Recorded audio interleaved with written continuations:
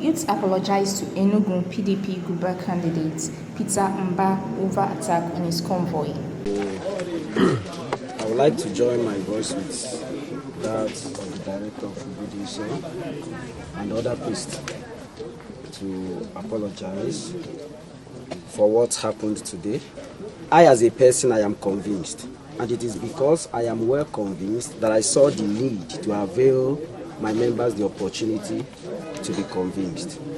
If I may say, if I wasn't convinced for anything, I know that many have engaged on this campaign or social media bullets and rocket against you. But then, I don't think I've had you or your campaign group coming out to counter or to fight anybody in the social media.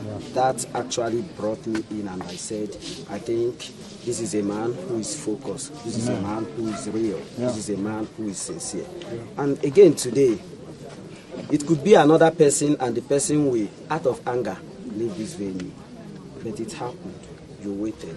Out of humility, you still came in to talk to us. That tells us here that we have a choice to make. It is clear to all of us. I have one vote, and I will always say, my one vote, I know where it will go to. Even though I will make it open, it will go to Peter Mbah.